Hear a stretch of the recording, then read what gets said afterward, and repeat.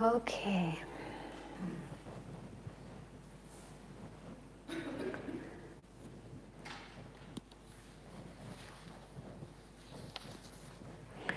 So now we're going to get into the complicated part.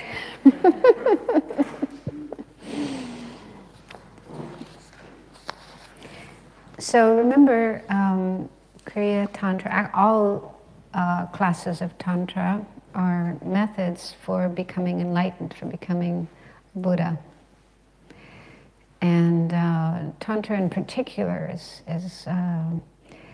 a special method for reaching enlightenment because one utilizes not only the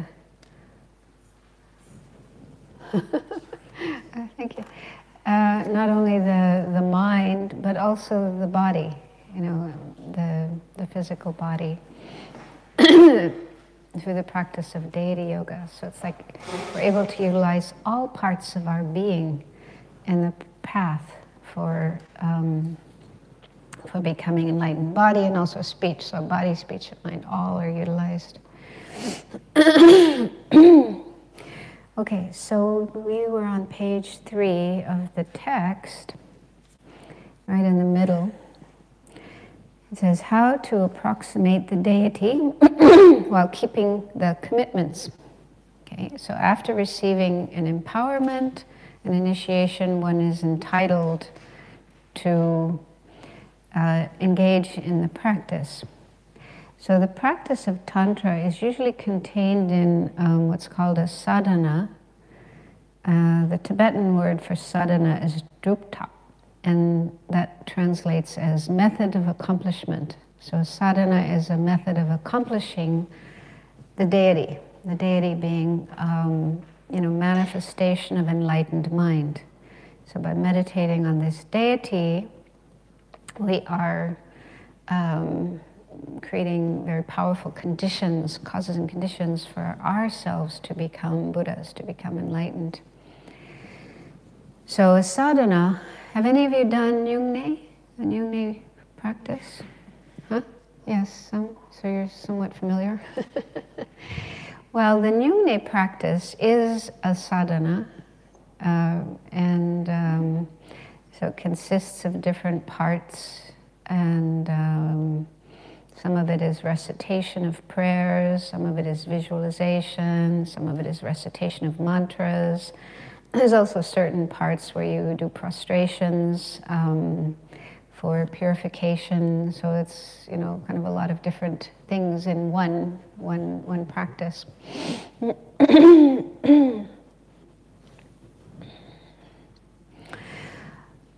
Okay, so there's also this chart that you have a copy of. Looks like this. It says at the top, close approximation in action tantra. So if you could pull that out, that's putting all of the different sorts of practices of this, the main practices in action tantra in one place, one chart. And so you can have that on the side and also look at the text. So this term approximation, it says close approximation. Sometimes it's translated as prior approximation. And there's a footnote explaining that term on the bottom of the chart. Footnote number 1, it says, it's called approximation because through imagining the deity, one is approaching closer to it. Without preliminary approximation, the feats, that's the siddhis, of lengthening your lifespan, becoming youthful, gaining the 5 clairvoyances, and so forth, cannot be achieved. So those are some of the siddhis that one can achieve through the practice of action tantra. So lengthening the lifespan, you know, it says you can actually increase your lifespan for not just a few years, but eons. That's what it says. And then making yourself youthful, everybody would like that, right? So you can actually transform your body and, you know, be like a 16-year-old with a much more mature mind, of course. That's the benefit. Young body, mature mind. Gaining 5 clairvoyances. So there's different kinds of clairvoyances that include, being able to read other people's minds, being able to transform yourself into different forms. I think they call that shape-shifting in popular culture now. Shape-shifting. Yeah, you can do it. Become a tiger if you want to, or whatever. So these are just some of the feats that one can achieve through practicing action tantra. And before achieving those feats, we have to do this approximation practice, the practice of approximation, which consists of all these different parts. Yeah. Okay, so then, back to the text, it says, how to approximate the deity while keeping the commitments. So there are 2 parts, absorption with recitation and absorption not reliant on recitation. Recitation here mainly means a recitation of the mantra. So there's always a mantra of the deity. For example, Avalokiteshvara. There's actually 2 mantras. There's a short one, Om Mani Padme Hum, and then there's a really long one, Namo Ratnatrayaya, and so on and so forth. So every deity has at least one mantra that needs to be recited many times to be able to achieve the siddhis, the feats. Okay, so the first one is absorption with recitation. And absorption here also means concentration. So these are practices where we concentrate and also include recitation of the mantra.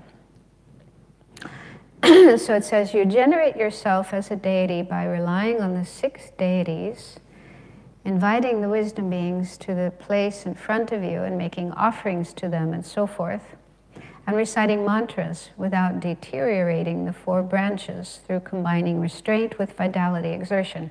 So I'm sure that's very clear, everybody understands. Okay, so there's a lot of things in there. So that's why it's good to have this chart. So if you look at the chart, on the far left side of the chart, it says concentration of the 4-branched recitation. So we're going to start there, move over to the right, and on the right it says self-base, generating oneself as a deity by way of the 6 deities.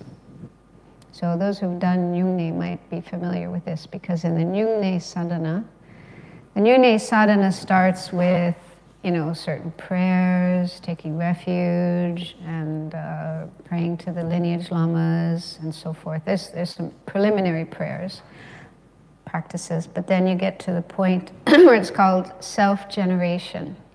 And self-generation means you're generating yourself as the deity. And in this case, it's Avalokiteshvara, thousand-armed Avalokiteshvara. So the way of generating yourself as the deity is by means of what are called the 6 deities. So moving over to the next column on the right, you have these 6 deities, starting with the ultimate deity. Do you follow me? Do you see where we are?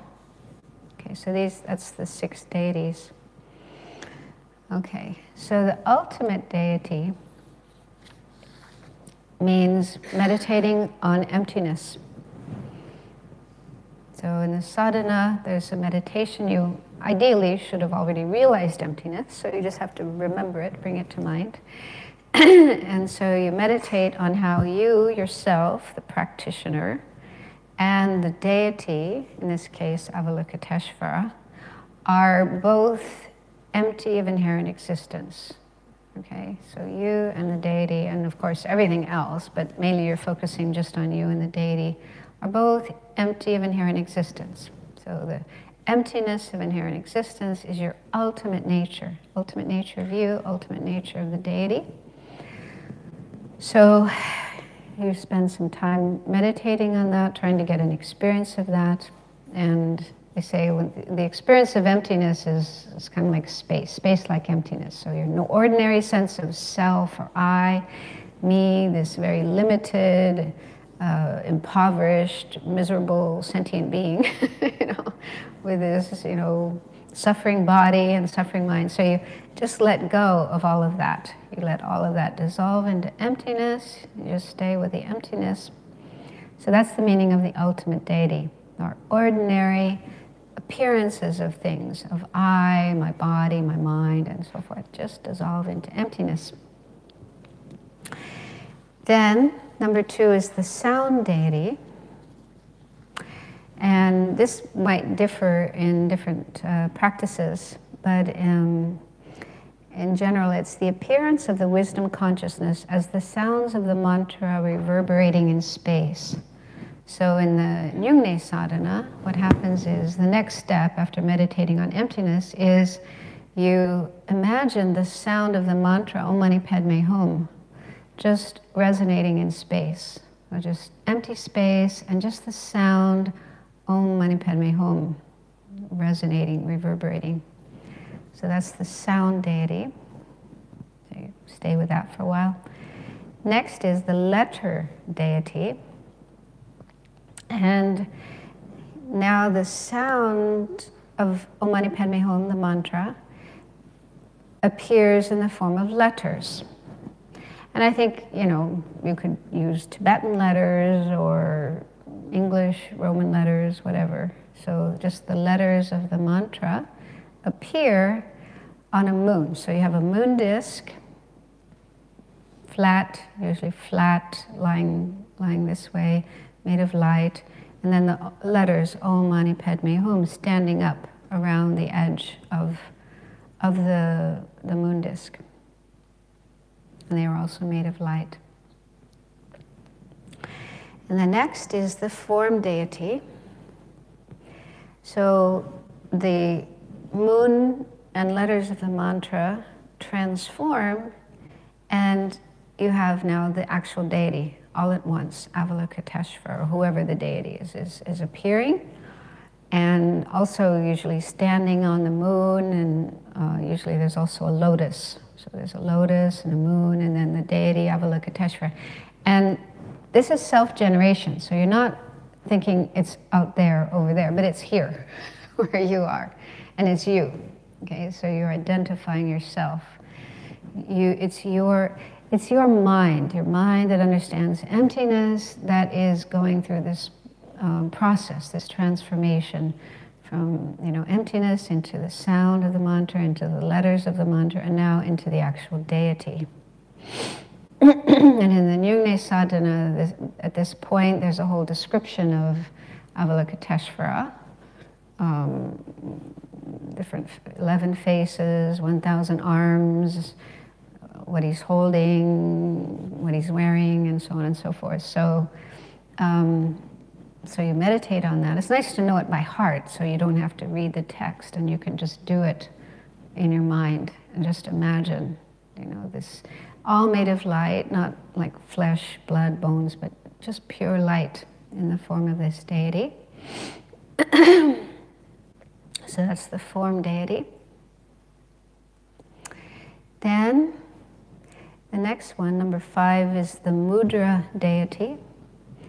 And here you do mudra, and it would depend on which class of tantra or lineage within action tantra. There are different mudras for the different lineages. So there's a mudra that you do, and you hold your hands. You know what mudra means? Mudra is like some hand gesture. So the lotus mudra is actually like this. So that would be the one you do with Avalokiteshvara. So you hold your hands in that mudra, and then you touch your hands to certain parts of your body to bless them. That's the meaning of the mudra deity. And then the last one is the sign deity. And this says, meditation on the divine body with clear appearance and divine pride. So, ideally, usually when we do Nyungnes, if you've done a Nyungne, we just kind of zip through this, but ideally, you should stop at this point and just spend time meditating on this visualization of yourself as the deity. And that's the meaning of clear appearance means you try to have the visualization sharp and clear and complete as possible. Because this is actually the object that you are using to develop calm abiding. Remember I mentioned yesterday that within the practice of Tantra, one needs to develop calm abiding, single point of concentration, and the object you use is the visualization of the deity, yourself as this deity. So in order to develop calm abiding, you need time, okay? So in a retreat, I mean, the ideal thing would be to be in a retreat situation. You're doing this kind of practice in a retreat, so you have a number of sessions each day, and you don't have to do anything else. You don't have to go to work or do the internet or anything. You just focus on your practice, and you can get, really, really deep in your practice. Your visualization of the deity becomes more and more and more clear, almost like it's really there. And if you're spending time concentrating on that, making your mind stable and calm. So just as with the teachings on calm abiding, which you've probably heard, you have to deal with obstacles such as excitement and laxity and so on and so forth, and just try to increase the amount of time you're able to stay focused on your object. So this would be your object, yourself as the deity. So at this point, you would stop in the practice and then just spend as much time as you can concentrating on this visualization, trying to have clear appearance, but also divine pride. So divine pride means identifying, this is me. Okay, so instead of identifying with this body and our ordinary crazy mind, we're identifying with this pure body of Avalokiteshvara and the pure mind of Avalokiteshvara. So having this sense, this is me. We're labeling I on this divine body and mind. So that's the meaning of the sign deity.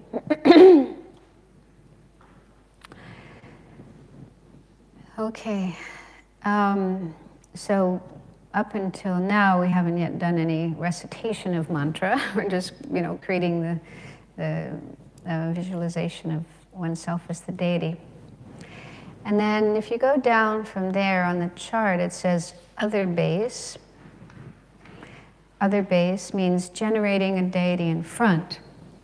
And again, if you've done the Nyungne practice, you might remember this. So after generating yourself as the deity, then there's a part where you generate Avalokiteshvara in front with a mandala. Remember that? You have the mandala with the 5 Dhyani Buddhas. Okay, so then you have yourself as Avalokiteshvara, and you also have in front of you another Avalokiteshvara. So that's, the term for that is usually front generation. So here is the self generation, and over there is the front generation.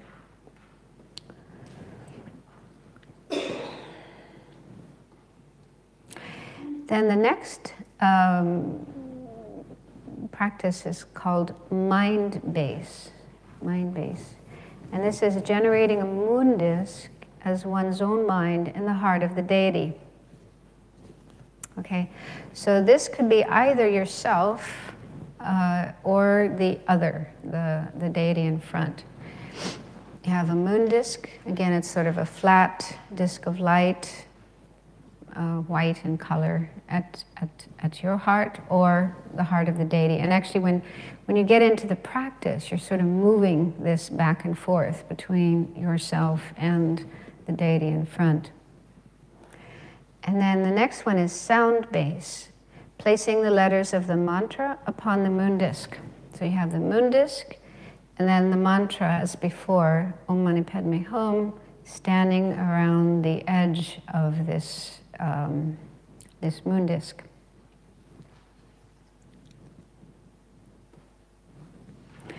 So that's the sort of setup for then engaging in the recitation of mantra. So there's different ways of reciting the mantra. Like I say, sometimes you can focus on the moon and mantra at your own heart and recite the mantra, Om Mani Padme Hum, and or the long mantra. You can do both. And sometimes you can recite the mantra while visualizing the moon disk and mantras at the heart of the deity in front. So there's actually different practices related to this, different ways of reciting the mantra. You can do it out loud, although that doesn't mean, full noise, but whispering, like whispering. So you make just very, very little noise. So you can use, your mouth, your lips, move your lips and recite the mantra. And then at a later stage of the practice, there's what's called mental recitation, where you're just reciting the mantra internally in your mind without moving your lips, without making any sound at all. So that's kind of a deeper way of reciting the mantra. And usually, as far as I know, there's a certain number of mantras that you're supposed to recite. Some of you may have done such retreats, like you have to do 100,000 or 500,000 or 1,000,000 or whatever, The more mantras recited, the more you are creating the cause for achieving these feats, these siddhis later on.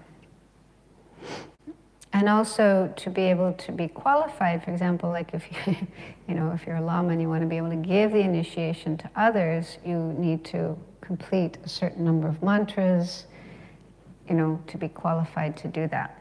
So those are reasons for recitation of mantras.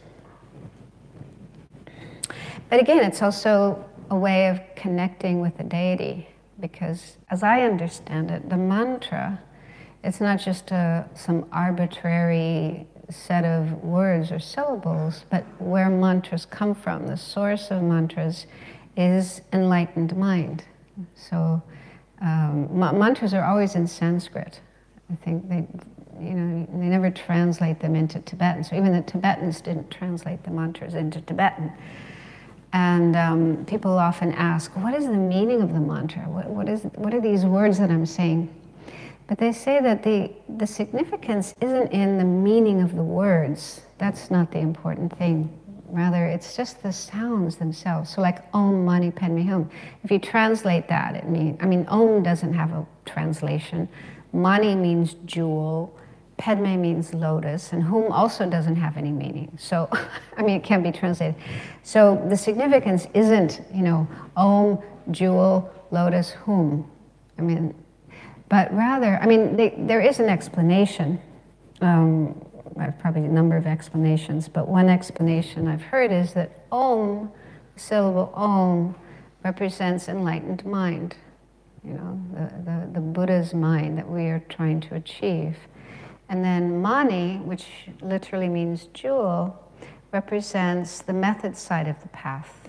Compassion, love, bodhicitta, and so on. That's like a jewel because it fulfills the needs of sentient beings, relieves their suffering, and so forth. And then Padme means lotus, but here the lotus signifies wisdom, the other wing of the path, the other part of the path, method and wisdom. And the lotus is a symbol of wisdom because it's said that the lotus flower always grows in a very muddy place. It doesn't grow in a nice clean place, it grows in mud.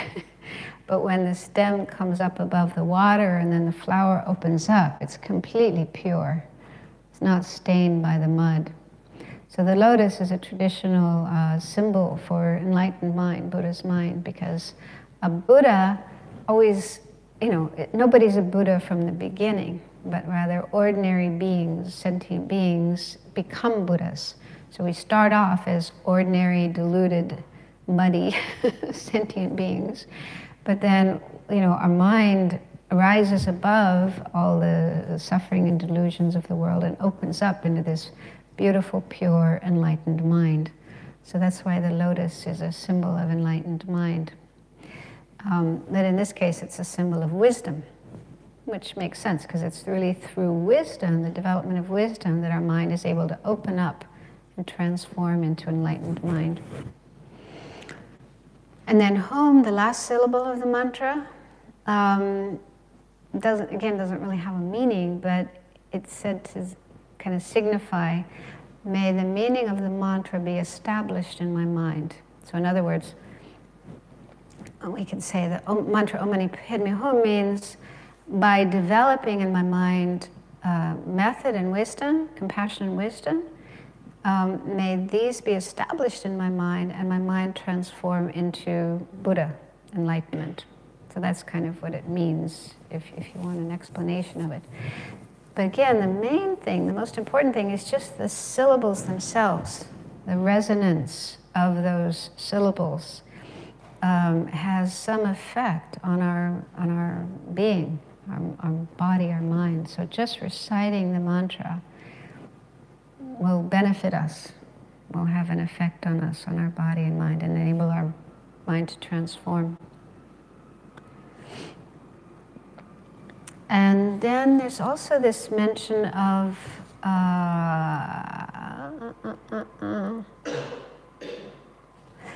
four branches. It says reciting mantras without deteriorating the four branches. So the four branches are the four things we just went through: self base, other base, mind base, and sound base. Those are the four branches. So one, develops the visualization of those four, and then ideally you try to keep them there, not lose them, not forget them, but make them part of your practice. And then it says, through combining restraint with vitality exertion. So vitality exertion, actually it's explained in the next paragraph.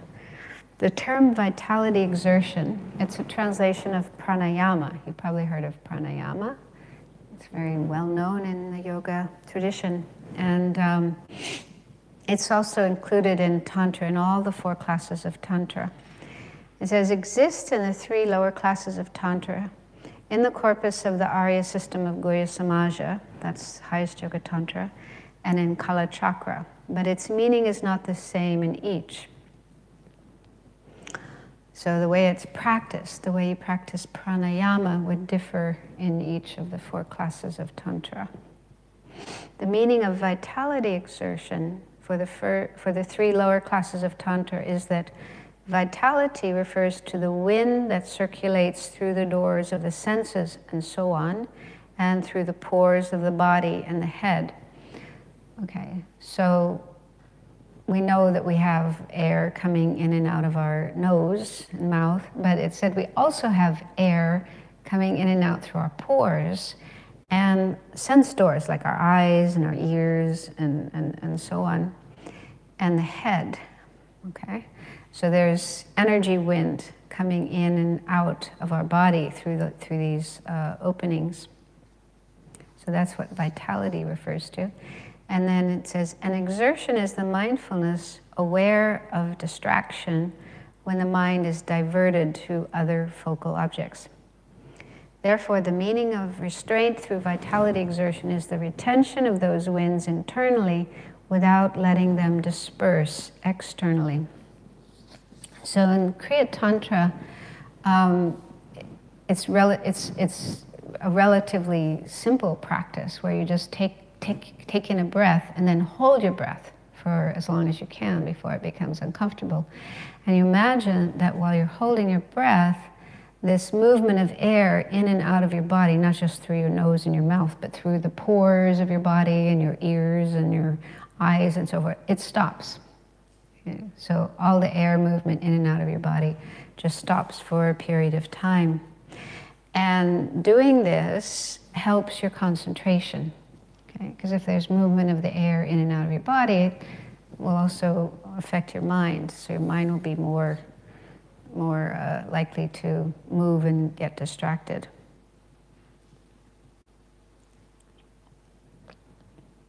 So that's the meaning of this expression, restraint with vitality exertion.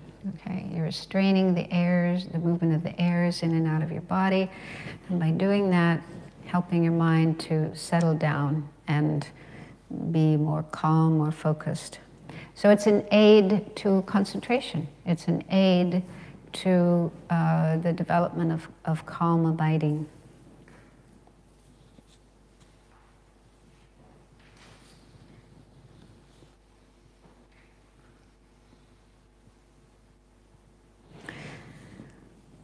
So, does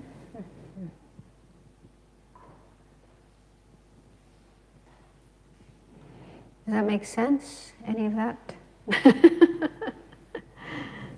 Yeah. Okay, so what we've covered so far, which is all part of concentration of four-branched recitation. Okay, so this is practice, concentration that includes recitation. Okay, so like I say, in the Nyungne sadhana, when we're doing Nyungne, there is a point where we do stop and do recitation of mantra. Okay, and I think it's actually before doing the front generation. So after doing the self-generation of the deity with 6 deities, and then we stop and recite the long mantra and the short mantra for a number of times. So if you're doing the practice in the full way, you would be reciting the mantra and also doing this vitality, this restraint through vitality exertion. But there's also some other practices that can be done, additional practices. For example, while reciting the mantra, you can just focus your mind on the letters of the mantra, either at your heart or at the heart of the deity in front. So you're concentrating on the letters and reciting the mantra. And another practice is to just focus on the sound. So instead of the letters, you're focusing on the sound of the mantra, either at your heart or at the heart of the deity. So anyway, there's a number of different practices, but to be able to do these practices, again, first one would have to receive the initiation to be qualified to do the practice, and then receive instructions on how to do it. There's a new book from Wisdom. What is it called? Abiding in the Retreat? There's some copies, I think. Yeah, but it's teachings of Lama Zopa Rinpoche about Nyungne. I haven't had a chance to read it yet. Has anyone read it? Oh, you don't have it yet? Because I saw them up at Land of Joy, I think. I thought, maybe I was imagining. Okay, so it hasn't come yet.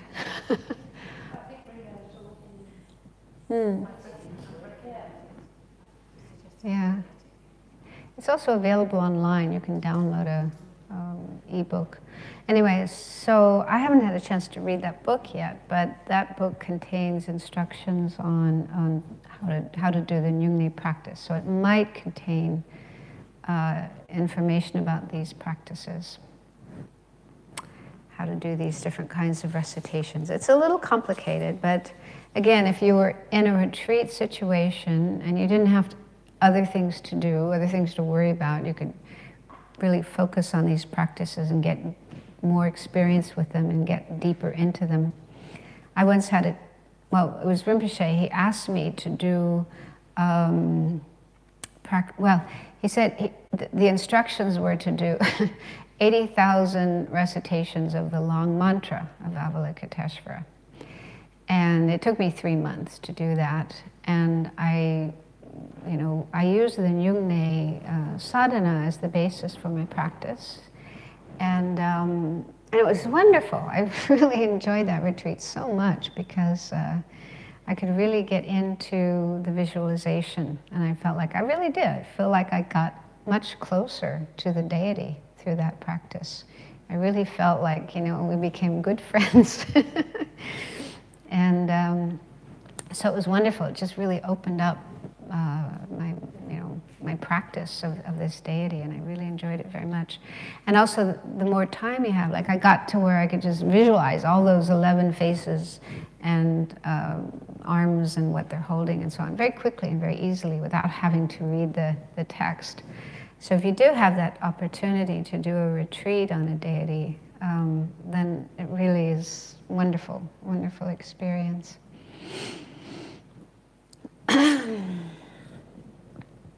Okay. You ready to move on? The next part is called absorption, not reliant on recitation. Okay. So it says in the text, I'm back at the text, page 3 at the bottom. Absorption not reliant on recitation is absorption on fire. Doesn't mean literally you're on fire. Absorption on sound, and absorption that bestows freedom at the limit of sound.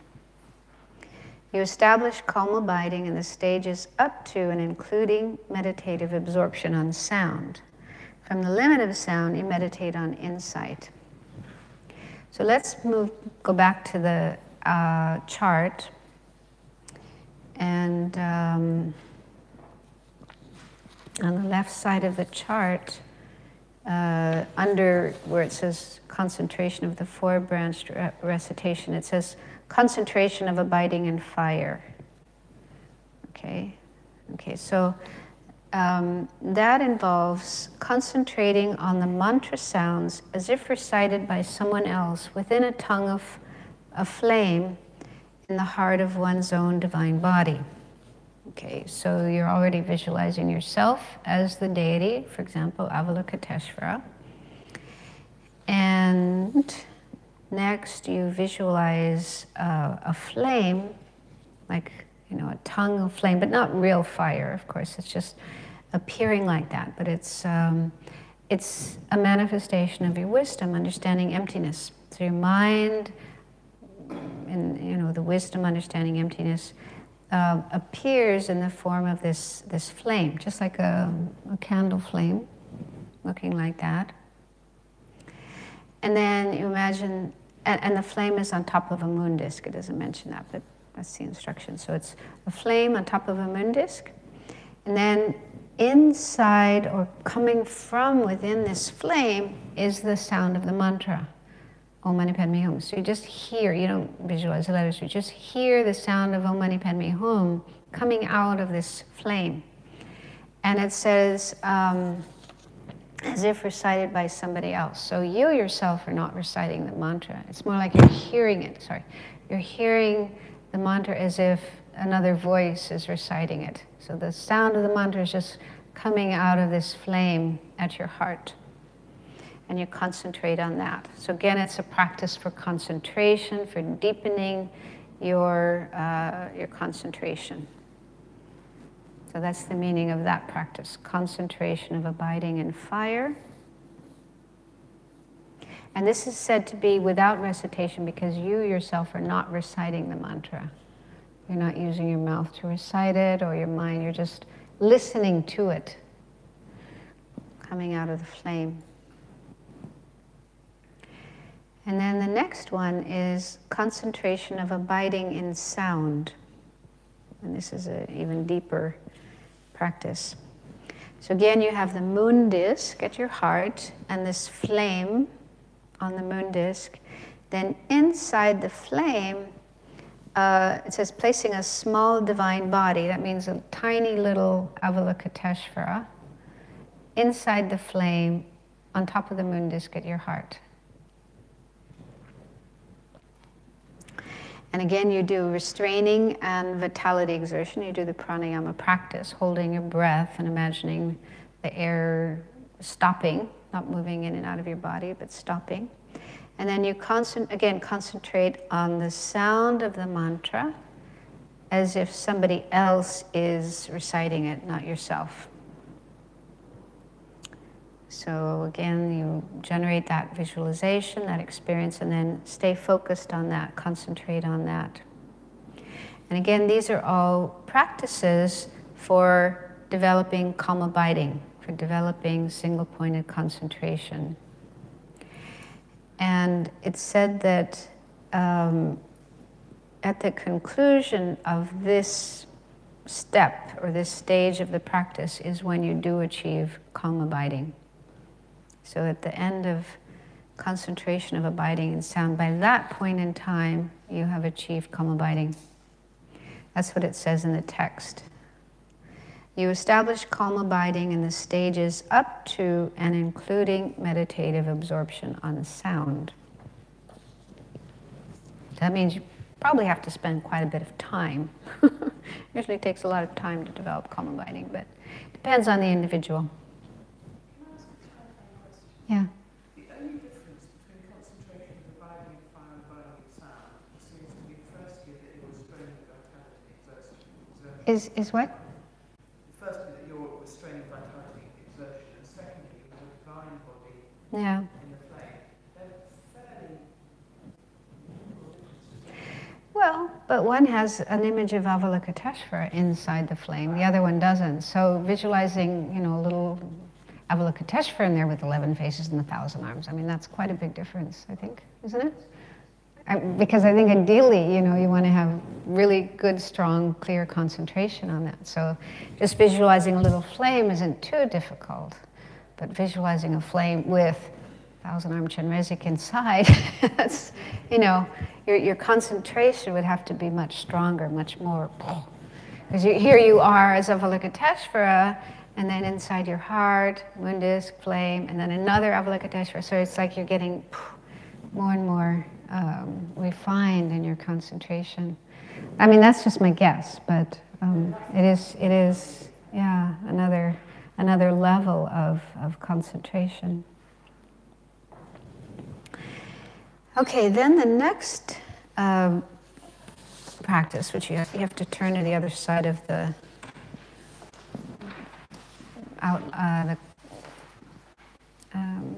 chart, is called concentration of bestowing liberation at the end of sound. Okay, so by this time you have achieved calm abiding, so you have super, super strong concentration.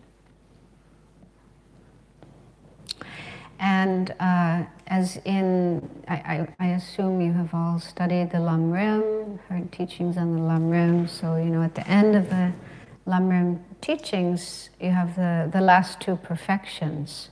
Perfection of concentration, perfection of wisdom. So perfection of concentration means developing calm abiding, developing this super strong concentration. And then the perfection of wisdom involves developing what's called special insight, or that's the translation of vipassana. So special insight, I mean, you can actually develop special insight on any, just about any object, but mainly what we want to develop special insight into is emptiness. Okay, so this practice here means cultivating special insight, observing the emptiness of inherent existence through alternating analytical and stabilizing meditations. So here, in this level of the practice, you are no longer focusing on deities or sounds or flames or things like that, but instead emptiness.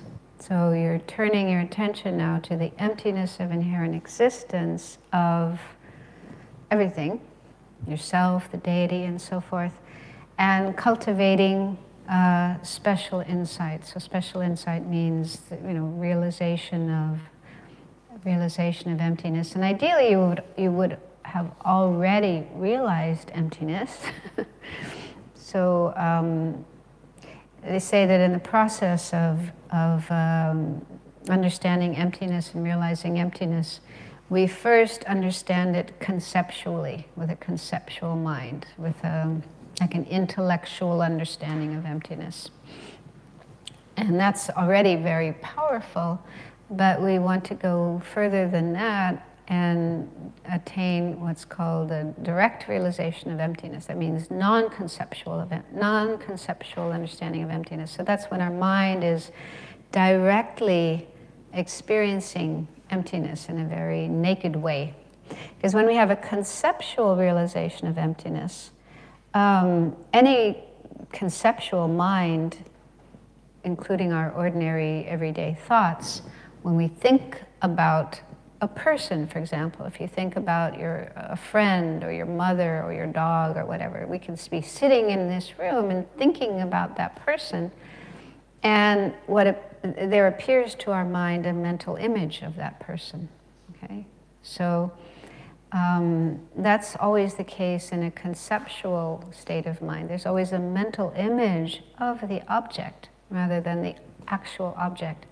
So it's the same when we have a conceptual understanding of emptiness.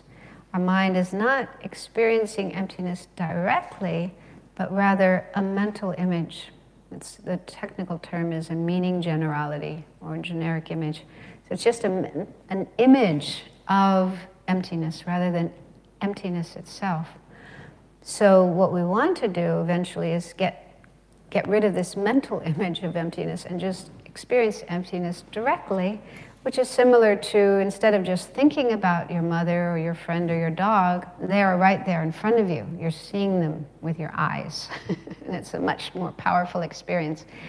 But when we see emptiness directly, we're not seeing it with our eyes, but with our mind. It's a mental, what's called mental consciousness, or mental direct perception is the kind of mind that we have. It's like mind directly experiencing emptiness with no intervening image, mental image of emptiness.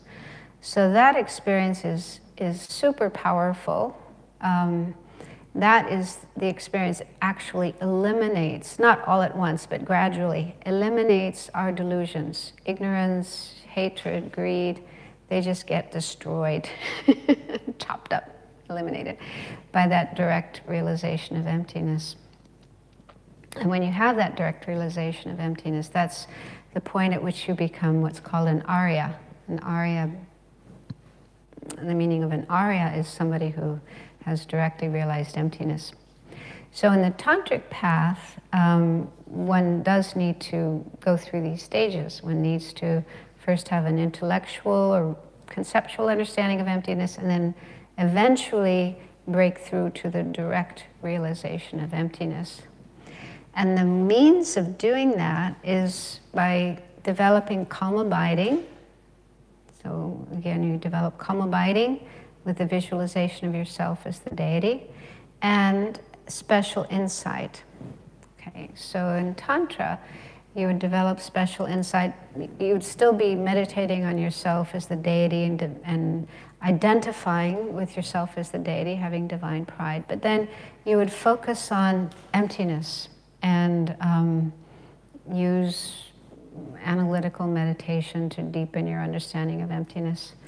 So they say that, and then eventually what we have to do is have a union of calm abiding and special insight into emptiness. So they say we do this by alternating, sometimes just having calm abiding, focused meditation, and at other times doing analytical meditation on emptiness. So you combine these two, or you first alternate these two, and eventually you get to the point where you can combine them in one. So you have the union of calm abiding, this very, very still, stable, focused state of mind, and the realization of emptiness. So that's the meaning of special insight. And that's not yet the direct realization of emptiness, but it's a step towards that.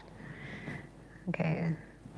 So you cultivate calm abiding separately, and you cultivate an understanding of emptiness separately, and then you bring those two together and achieve the special insight of calm abiding and special insight into emptiness, and then you continue meditating on that, and eventually that becomes the direct realization of emptiness. So in the context of action tantra, this is the point, this practice of concentration, of bestowing liberation at the end of sound. That is the practice for cultivating special insight, observing emptiness. Whew, does that make sense? Sorry? Can I just check one phrase? Yeah. So the mind directly experiencing emptiness is a direct experience by mental consciousness. Yeah. Yeah. Because direct perception is one. There's conceptual experience, conceptual minds, and then there's direct perception. These are two different kinds of experience that we have. And we all have direct perceptions with our five senses: seeing, hearing, smell, taste, and touch. So whenever we have those experiences, those are direct perception. And then when we have our thoughts and our memories and our dreams and our emotions and so on, this is mental consciousness. But those are all conceptual. But there is a kind of mental experience that is direct perception. And one example of a direct perception on the mental level is clairvoyance. Those who have clairvoyance, who can see another person's thoughts and so on, this is direct perception. Most of us probably don't have that. But another example of a mental direct perception is this direct realization of emptiness. So when we reach that level, we are having a mental direct perception. That means not with our five senses, but with the mental consciousness directly seeing, directly experiencing emptiness. And that's also called a yogic direct perception. That's a mental direct perception and a yogic direct perception. I mean, this I don't know if you've ever had the chance to study Lorig here. Have you ever had teachings on Lorig? Lorig? Yeah? Geshe-la? Or somebody? Josh, okay. Yeah, so in Lorig, you have all these different kinds of minds, and it's very complicated, but yeah. Okay, so we'll stop there for lunch, and then after lunch, you can have the little groups as yesterday, and I have some questions for you to discuss. And then after lunch, I have a little PowerPoint presentation that I made about these practices in Action Tantra. It might be a little more helpful to figure them all out and know what's going on. Okay, so enjoy your lunch. I'll see you later.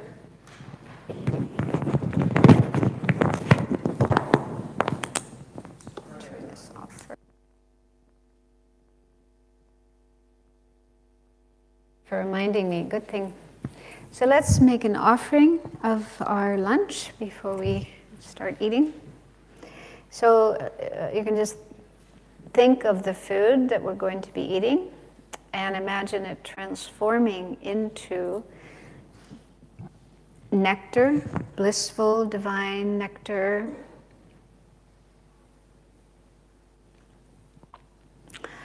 And we bless it with the mantra. Om Ahum, Om Ahum, Om Ahum. And we offer it to the three jewels.